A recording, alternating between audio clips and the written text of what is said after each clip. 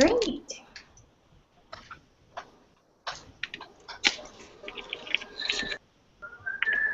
Okay, we're all ready, all set. I'm watching to make sure we're actually online. Okay. Set? Here we go. Great. Okay, let's see. I'm looking at my YouTube and it says we're actually not online yet. So, oh, actually we are. Perfect. Okay, hello everyone. Thank you for joining us today. My name is Dania Guzman and I will be your host for today. Hi everybody. Hi everyone. Hello. Hi. So today we will be talking about social media. And some people absolutely love it. They can't wait to have a dinner with friends or family to post just the right picture on Twitter, Instagram, Facebook, you name it. The options are plenty. Other of us might have accounts that we opened here and there but have been neglected since the first week that we opened them. And other of us are somewhere in the middle where we're really trying to figure out how can we incorporate these tools in our daily lives.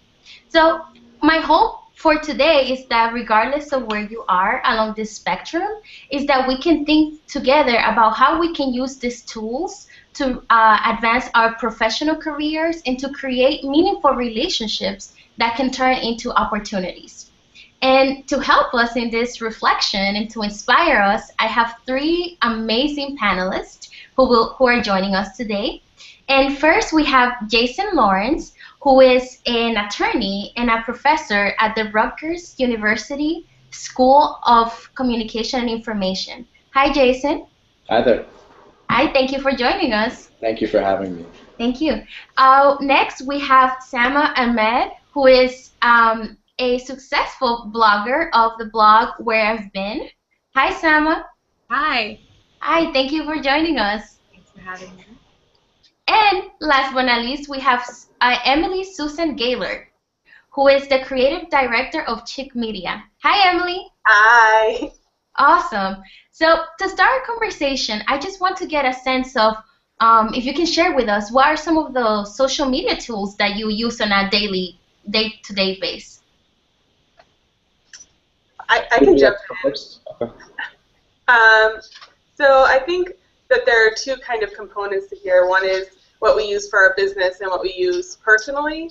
Mm-hmm. And so I'm one of those very guilty people who personally I'm very good about things like Facebook and LinkedIn, but horrible about Twitter. But professionally, I tend to really pay a lot more attention to Twitter and Facebook and LinkedIn and try and expand my footprint a lot more. Mm-hmm. And I think that's because really Twitter is so useful for business-to-business communication. So that's where I focus with my business versus personally. Mm-hmm. Great, thanks. And Jason? You know, I use a lot of social media daily, and they're really important to my life. And I think Emily really hit it on the head. To me, there's a lot of ways that social media is important for our personal lives, but it's really important to my business, to following the issues that I track, to a lot of the issues that I work on. So for me, Twitter, Facebook, Instagram are kind of central to my life. I tend now to look to Twitter before I look anywhere else for news. Certainly in the technology policy space that I do a lot of work in, Twitter is kind of the center of that universe. Mm-hmm. When we think about it, the grand majority of Congress is on Twitter now, right? So you're more likely to see breaking news, not just from elected members, but also from people who are really active in the policy space, breaking that stuff on Twitter. Mm-hmm. And so it's an invaluable tool. And I also bring it to all of my classes at Rutgers. Each of my classes has a hashtag, and students are expected to use Twitter and use other social media throughout those classes. But more broadly, I mean, Facebook is really important to me as well. I think that community is so important to our lives, both professionally and personally. And if you, like Seth Godin says, that we each have our own little tribes. And Facebook is kind of like your tribe, right? It's people that you're really choosing to connect with.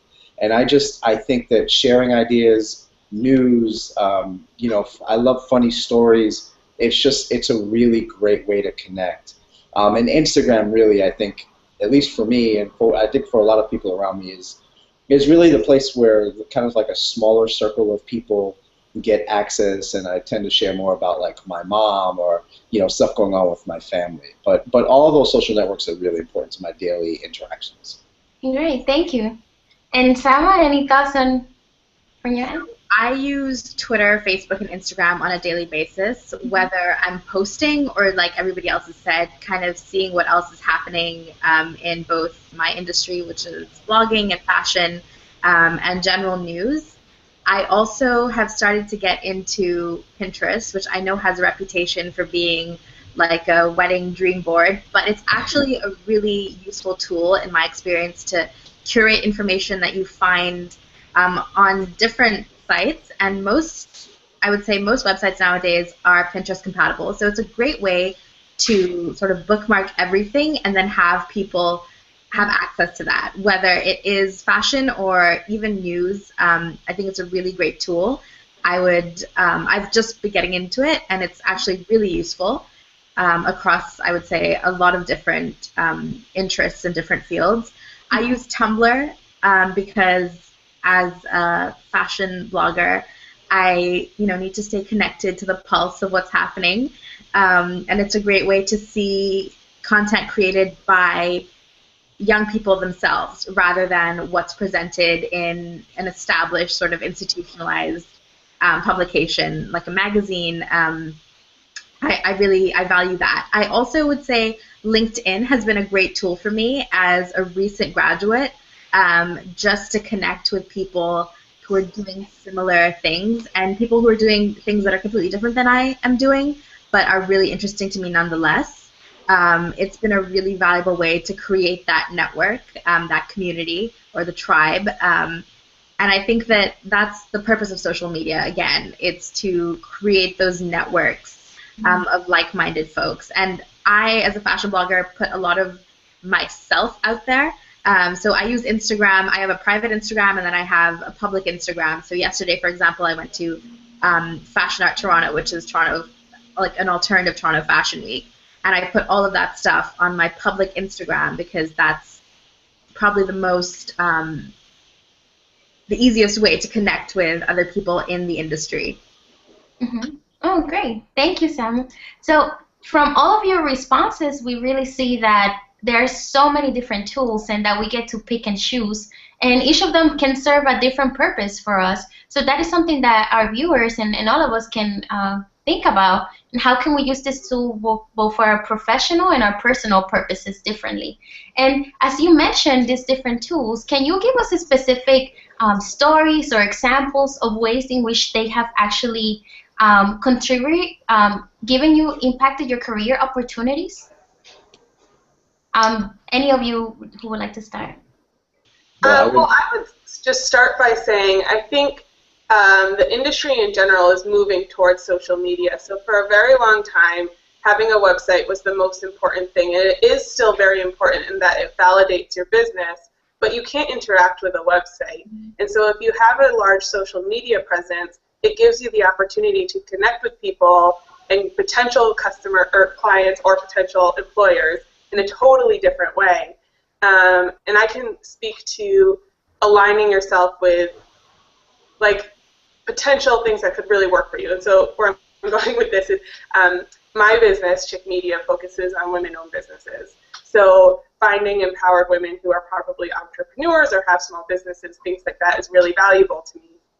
And so my business partner and I go to every single women's conference, and we tweet and we Facebook, and we have a huge presence at women's conferences because it's a way for us to become visible to people who are already in our market.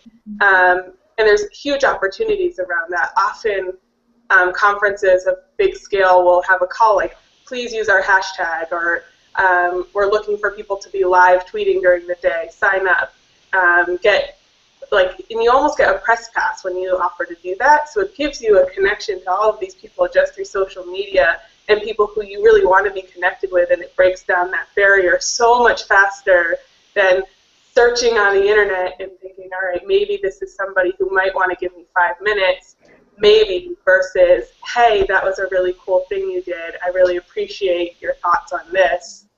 And it kind of breaks that wall down really quickly. Absolutely. Yeah. And I would just piggyback on that and say that there is no professional endeavor for which having a strong network of people around you to provide resources, to provide moral guidance, or just to be supportive of what you're doing won't be helpful, right? There's nothing that you're going to do in life for which having a group of people that can connect you to resources will not be helpful. And I think that's one of the things that makes social media so important. And for my own development, I think that it's been really important for me to share the things that I'm doing. So I'm going to speak somewhere, or I'm doing something that I'm really excited about in my class at Rutgers, and it gives people around you a sense of what you're doing, what your expertise is. Not all of us know that about each other, right? You might just have people that you went to school with or that you were at a meeting with once.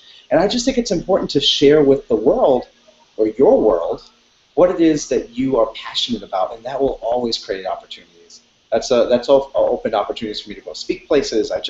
I was invited to SMU in Texas about a month ago, and that was only because a mutual contact had saw some of the things I was doing and like, oh, I think maybe Jason should be a part of that. So those things happen all the time. Mm-hmm. Yeah. And Sam?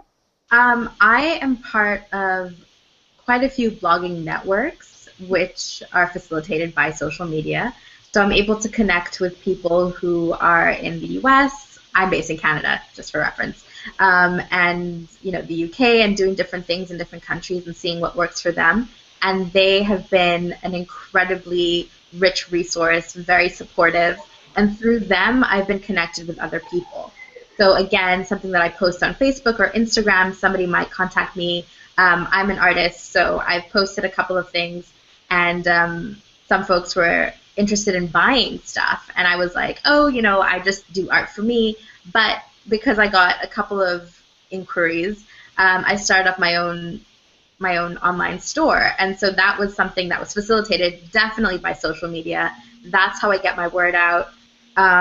Again, through social media, through Facebook, I was able to partner with one of my friends who just started a fashion app.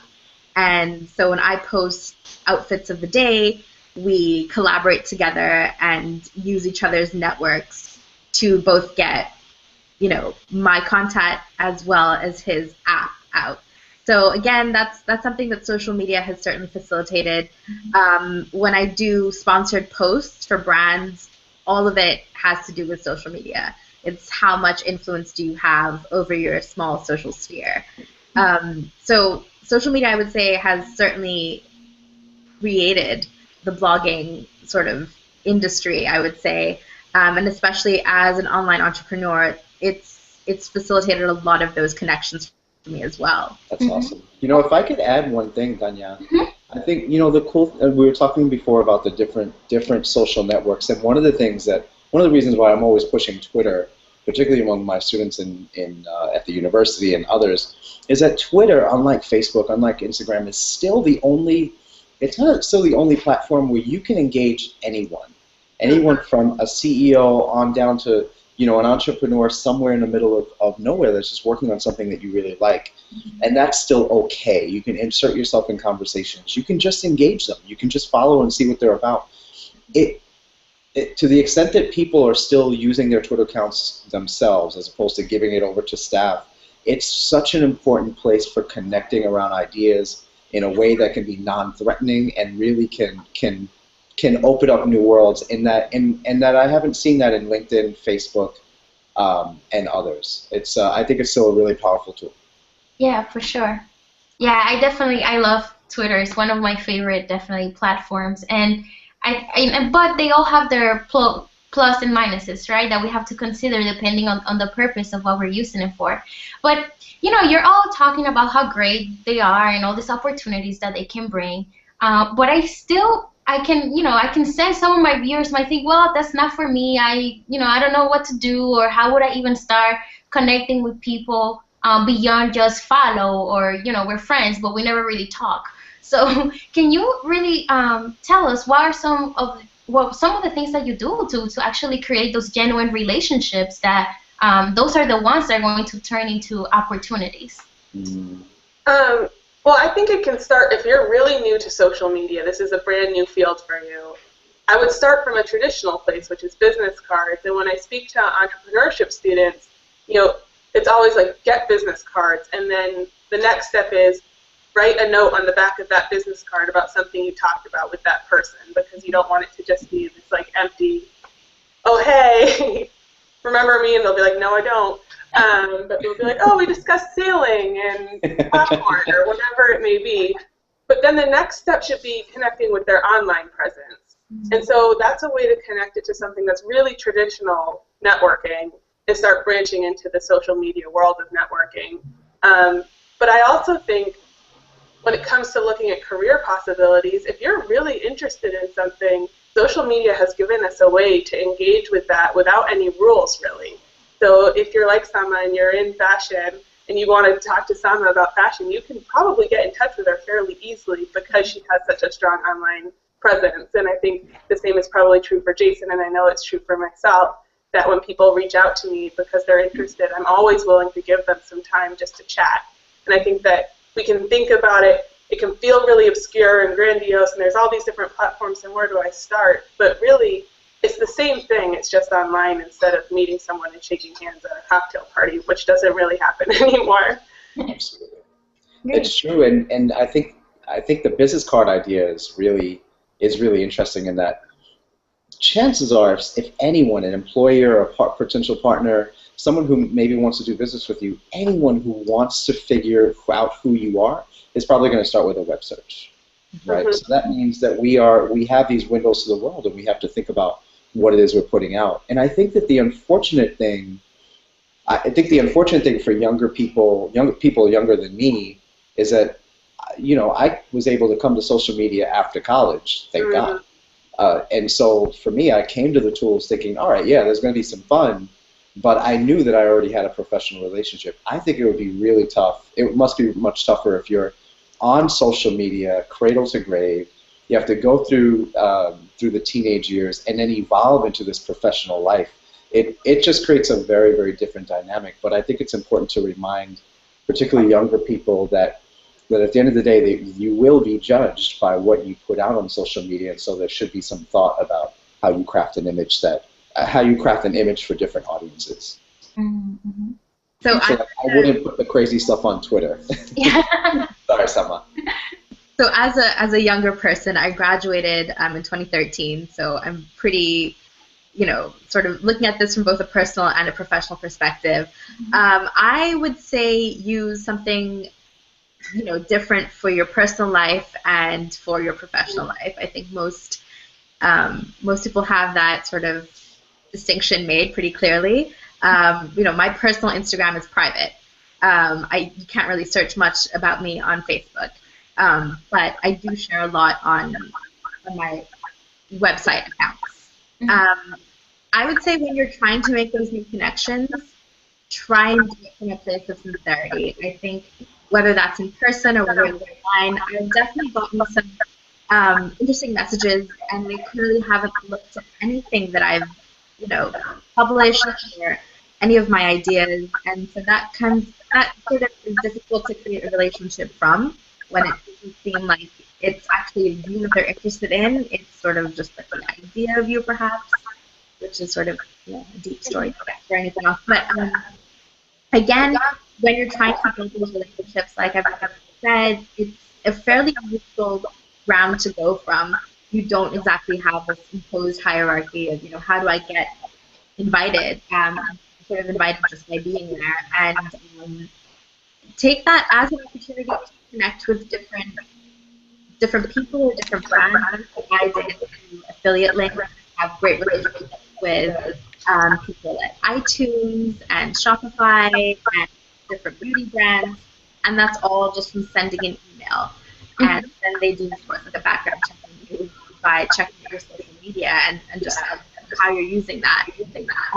But again, if I could just make a point about networking, I think definitely for me and for a lot of people my age, probably, it's really a daunting thing to try and network because you're trying to see what that means. But I look at it more from trying to make a genuine connection with another person and realize that it's a two-way street, and you may not actually get what you think that you need from that person, and that's fine. But you can still maintain a good relationship. I think networking has this sort of connotation of being really like goal-oriented, and at least for somebody like me, it sort of becomes more of a challenge to approach somebody with that kind of intention in mind. So I look at it more as just trying to make as many connections as I can with people from a genuine place of interest. Yeah, thanks so much to all of you. And I think one of the things that you all pointed out is that distinction between the personal and the professional, and still being genuine, regardless of whether you have multiple accounts or how you present yourself. But it's a way of putting things so that they're not taken out of context, and so that we can feel okay with the image that we have online. And one of the things that I would like for you to share with us is maybe a time when you made a mistake online, or something, you either posted the wrong thing, or in hindsight it wasn't good, or something that you didn't mean to and didn't come across the way you wanted to. Can you just share with us, like, how do you go about managing the situation offline? Because I think that one of the fears with social media is in part that it's a risk that you're taking every time. So can you share with us how any mistakes that you have made online and how you actually dealt with them? And if you can. Well, so I am one of those people who has all of college on social media, which is not my favorite thing. And I think, well, I think we all know the obvious things, like hide all the pictures of yourself sloppy drunk at a party, anything like that. That's pretty clear cut. But one thing that I think was a little bit more of a learning curve was how I wanted to engage with people on social media. And I think it's really easy to be pulled into conversations with people, whether in comments or whatever. If someone says something I find particularly offensive, it took a really long time for me to think, if I really care about this, I'll call this person. This is not the platform to have that argument. And I kind of apply dinner party rules, or if my boss looked at my social media rules, to everything I post now, in that you never know, and there are companies that will ask to look at your social media when you get hired. And so I try to keep things pretty surface, and I know there's a lot of people who come from a very different school of thought on that, and that's a totally valid place. But generally on social media, I try to keep things pretty kosher and not engage with people, because the reality is, if someone's going on some tirade that I disagree with, that person's probably the type of person that makes tirades, and I'm not going to change their mind by writing something in response. I'm just going to aggravate the situation. And if it is something I really deeply care about, that's a moment where maybe it isn't a social media conversation, and that's someone I should either get in touch with, or they shouldn't be in my professional circle if it's something I find really offensive or off color or whatever. Yeah. No, I agree with that, and I think it's important to, if we think about Twitter as a personal press message machine, then it gives a volume up. There's an echo. Did one of you? I have headphones on. Maybe Emily or Dan. Let's see. Is that helpful? Is it working? Sama, maybe you can mute for a moment. Okay, sure. Maybe that'll help. Or are you all hearing an echo? I hear the echo, yeah. Yeah. Maybe one of us has a volume now. I'm not sure. Is it mine? No, yours is fine. Well, no, I think, if we think about Twitter as a personal press release machine, and know that when you send out a tweet, you're sending it to the world, and give a heightened standard for what you're willing to put forward. But at the end of the day, I think that the unfortunate thing is that sometimes young people don't necessarily know that their entire social media record could come back to them down the line. And we're in this environment where Mark Zuckerberg is like, no, you can be one person for everyone in the world, right? And we just give your Facebook profile and let that be your window to the world. But the reality is that we've all always had multiple selves that we want to present to different audiences, and I think that there's a bit of danger there. And maybe that's the reason why anonymous social media like Yik Yak are really picking up now, because people want some place where they can post whatever the hell they want and not worry about that content. Because the reality is, I think that our social media tools can no longer be seen as toys, and they really are tools for our professional, social, cultural, and other development. Mm-hmm. Yeah. And I'm sorry, to answer the question, I can't think of a really big mistake that I've made on social media, but I would say that I'm really vehement about cleaning up my stuff and really being thoughtful about what I tweet, and not having pictures of me on Facebook that are, although this is a sliding scale over time, but for the most part, not having pictures of me on Facebook that I wouldn't want the world to see, because that's just the reality of the world that we live in. And we may have 20 years of a career where you're not in a big position, but you just don't know what you're going to want to do in your 40s, 50s, and 60s. And you're going to be stuck with whatever record it is that you've allowed on your social media channels. Thanks, Jason. And Emma, any thoughts on this? I can't think of any specific Wait, one second. There's still an echo, and I'm not sure if our listeners can actually hear us. Emily, can you turn on your volume? Might be yours. Yes. Hold on. Because I think maybe one of us has a really loud and can be heard. Okay, now someone give it a try and we'll do our best. Is that okay? I think so. Try it. All right. Well, I can't think of any specific mistakes that I've done on social media. But I definitely have tweeted about things that I'm very passionate about, and perhaps to get me into trouble later. I think that certainly, like, maybe a little regretting those things, but not really, because in response to a lot of sort of like activist trends that have happened on social media, I've participated, and I feel passionate about those things. I don't know, I'm just a little like cost benefit in my head right now. Like, is it worth standing up for what I believe in if this can bite me later? Right now, yes. But I haven't really said anything too controversial that I haven't gotten any backlash so far.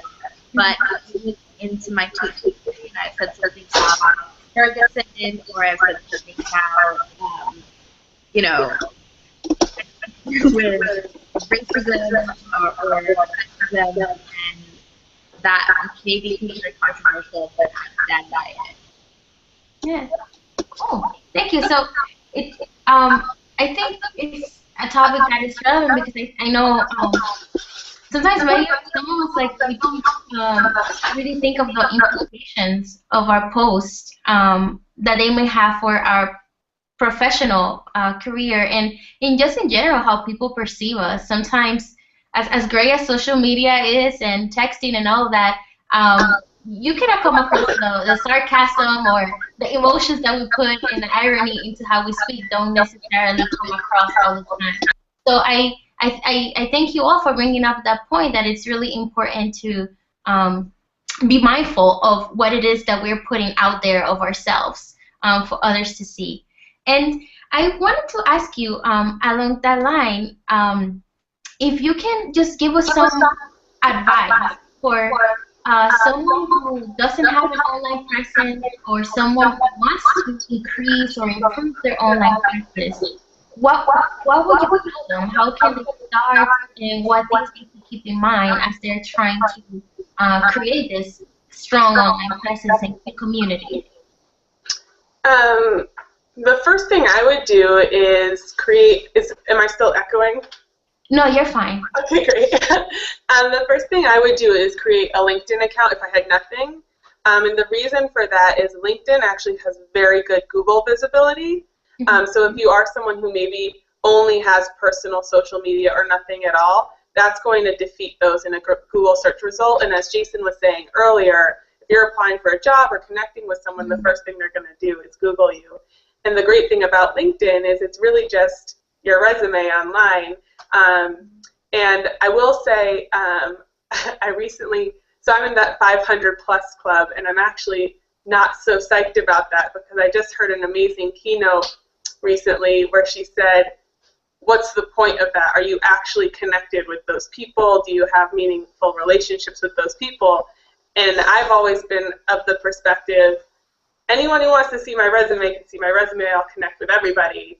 But in reality, I think if I could do it again, I would be, anytime someone connected with me, making an actual connection with that person so that I would have something a lot stronger going forward. So I would definitely make a LinkedIn. I would make sure that anytime I was connected with, I was creating a conversation with that person. And then the next step would be Twitter, because those two platforms speak really, really well together, and they're really easy to integrate. Okay. Thank you. You know, and I think before technology, you have to think more broadly about relationships. At the end of the day, we all have, like, we used to have, before we had social media, we had like a stack of business cards, right? And the grand majority of those people, you wouldn't even recognize if you ran across in the middle of the street. So there's a difference between the business card and contacts. Contacts are people who actually respond to you, pick up the phone if you call them. And then you have stakeholders, people that you're actively working on things with, but your success and their success are actually intertwined. And then you have your friends and family who are way above all of that. I think that if you're starting out, you got to think first about other people. At the end of the day, no one, whether it's in person or online, wants people who just collect connections or just collect people. But you have to figure out how to meaningfully create real relationships. On the other hand, there's a whole business model of people like Tim Ferriss and others who have millions and millions of followers, and their business model is, look, I'm going to give and give and give and give to my community, right? And that's in the form of great, rich content, video, stuff that all of us want. And then if I can turn in even 2% of those people a year into a business concept, get them to buy something, get them to purchase art, or purchase, something that has to do with something like Summer's doing, then that's a business model, and that's totally fine. But it just takes some thought about how to do these things in a real and genuine way, in an organic way, in a way that doesn't make it look like a big joke. Nobody wants that. Yeah. Thank you. Dana? So I would say Dan has these platforms and different scope of both at the very least. I've used social media for a couple of organizations, and clearly there's instances that you're using with each of those. So make sure you understand them, understand why you want to use them. If it is to share your achievements, you don't need to have 5 different accounts for that, and your network is probably not going to check all of those different accounts. But if you're in a position, I can talk just about myself, for example, I need to publicize everything that I do, so I need to have those different tools. But then I'm looking at people in the same industry as me and how they've used social media effectively and sort of made a strategy based on that. So I'm not posting 10 times a day. I'm maybe posting once a day if there's something interesting happening in my life. But I don't want to oversaturate my audience either. So you kind of need to be aware of that. There's lots of tools that you can use to help you manage social media. Hootsuite is one. If you're when I worked at the Woodrow Wilson Center for a year, and something like sending out news, which is not necessarily urgent and current, you can use Hootsuite for, because it's just going to send it out every hour on the hour, track how many likes you get or track how many interactions you're going to get. That's really useful. But I would say that I don't need that as a blogger. I I like to go into everything with a strategy. So make some goals for yourself. Think about how many followers do I want? What kind of followers do I want? Like everybody has been mentioning about LinkedIn, you don't necessarily need to have 1,000 connections that you don't ever talk to or that you haven't actually had any interactions with. But I'm okay with having, 1,000 Instagram followers who I don't know anything about, as long as they are interacting with my content and being respectful about it. But I definitely try to keep my circles on Facebook pretty small. I'm okay with sharing my content on LinkedIn, especially as a recent graduate. It's not a problem to have as many connections as possible. But it's one of those things that if somebody asks me to connect them with another person in my network, I might not be able to do that all the time. So. If I could just piggyback on that, I think the key to a good speech, to a good Facebook post, to a good social media strategy in general, is still the same. It's not about the poster, it's all about the audience. It's all about what you're giving. And whether you're networking in person and developing face-to-face relationships, or if you're developing relationships online, people want to be respected and they want to feel like they're getting something of value.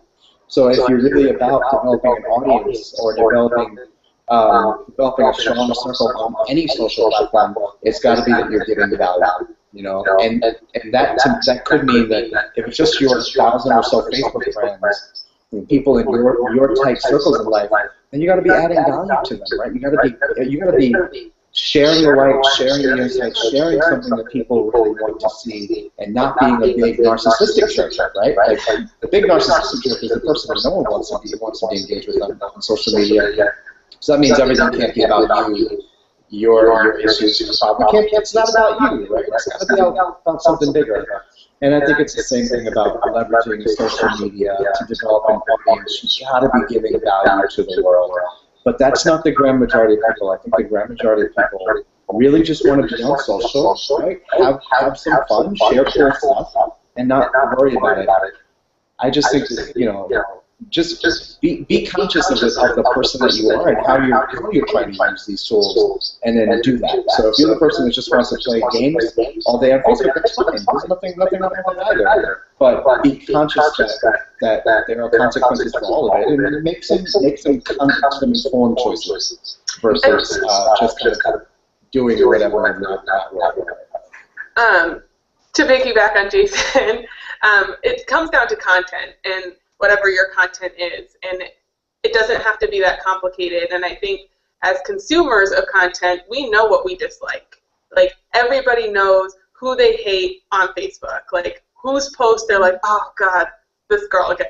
Everybody knows who that is, and so you can use that to make informed decisions. And if it's really irritating to you when someone complains 17 times a day on Facebook, that's an indicator that probably most people agree with you.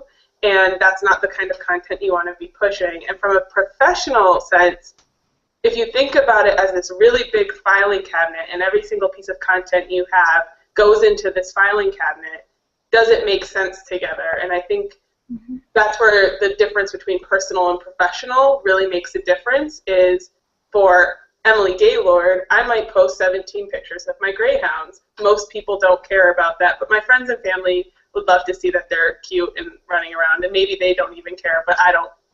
They're my babies. But professionally, I don't want people to necessarily know that Emily really loves posting photos of her greyhounds. Professionally, I want to push content about women's issues and women entrepreneurs and having social media presence and what a good public relations firm looks like and content like that. And that's where I really do have that breakdown between personal and professional and what that looks like. And so Chick Media has a really good filing cabinet of things that make sense. Everything kind of comes back to brand ultimately, where Emily Susan Gaylord can kind of put whatever she wants out there because, like Jason was saying, and what Thomas kind of touched on as well, we have those different selves, and that's never going to go away. And I think we see that more and more. I used to work with high school students, and no high school students are on Facebook anymore because their parents are. So those things that have traditionally existed are not going to go away.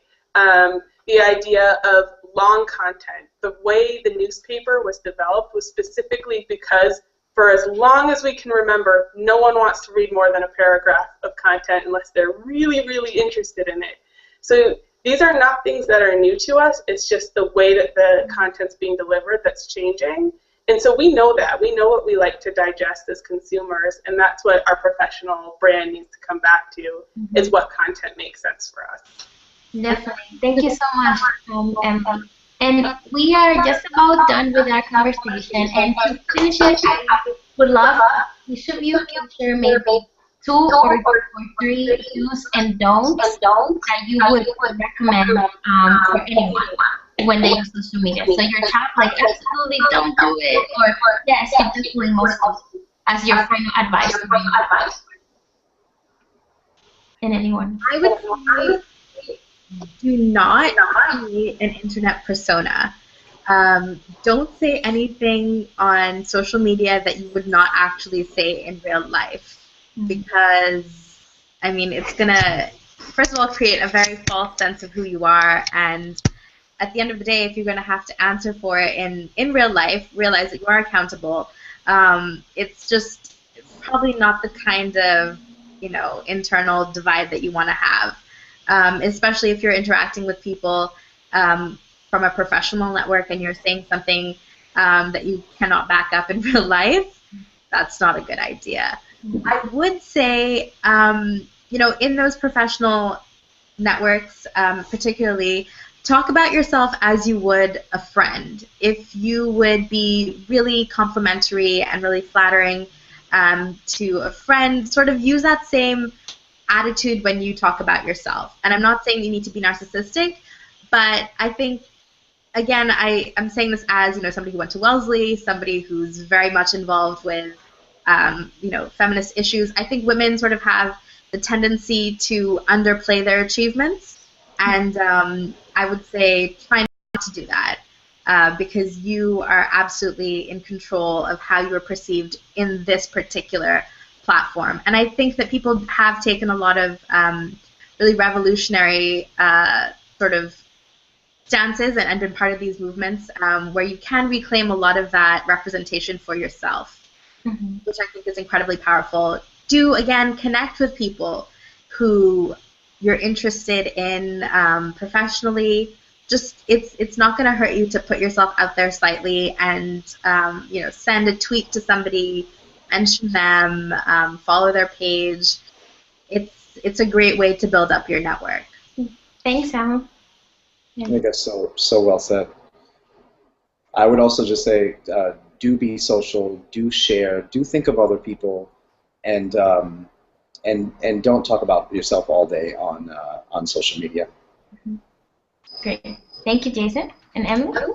I would say do interact.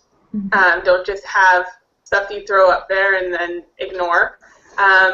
I think that the huge change that social media gives us is that ability to have conversations with people we otherwise might. This is a great example. All four of us are in totally different locations chatting about this, and who knows who's watching. And I would say don't miss opportunities to make connections. I guess kind of like what Sama was saying, was make sure that if there's that opportunity to really connect with someone, take advantage of it. Great. And don't do the 500+ thing on LinkedIn. Or if you do, build them organically. Yeah. Make sure that 500 people you know. Great. Well, thank you to the three of you for your time. You Thank has you. been a pleasure, and thank you for your eagerness to join this conversation.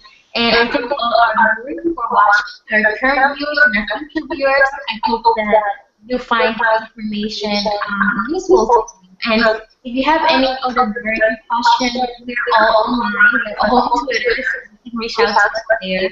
And I urge all college students especially not to forget that social media is there, and whether you're a recent grad or you're a first year, remember that these are tools that can help you to figure out what your path is going to be, and to extend yourself from your real life and your, well, there's only one life that you have, but from your life, extend yourself online and explore those interests. And connect with people that you can have meaningful relationships online. So thank you all. I hope you have an awesome day, and I look forward to staying in touch online. Thank you. Bye-bye. Thank you. Bye-bye. Thanks, everyone. Thanks, everyone. Bye. Until next time. Bye.